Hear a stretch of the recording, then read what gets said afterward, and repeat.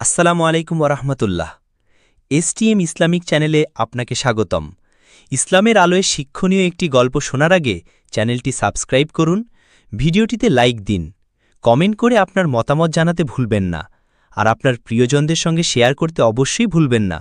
চলুন শুরু করি আজকের শিক্ষণীয় ইসলামিক গল্পটি। গল্পের শিরোনাম আধা খেজুরের দান। একদিন রাসূল সাল্লাল্লাহু আলাইহি ওয়াসাল্লাম বললেন, তোমরা দোজখের আগুন থেকে বাঁচো। যদি না পারো বড় কিছু দান করতে, তাহলে অন্তত আধা খেজুর দান করো।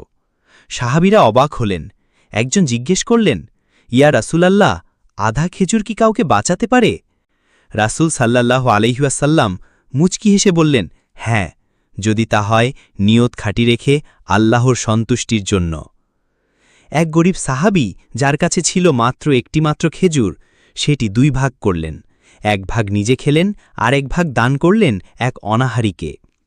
তিনি বললেন, হয়তো এইটুকু দানই আমার মুক্তির কারণ হয়ে যাবে। শিক্ষা: ছোট কাজকে তুচ্ছ মনে করো না। আল্লাহ আমাদের কাজের পরিমাণ নয়, দেখেন নিয়ত আর খাঁটি মন।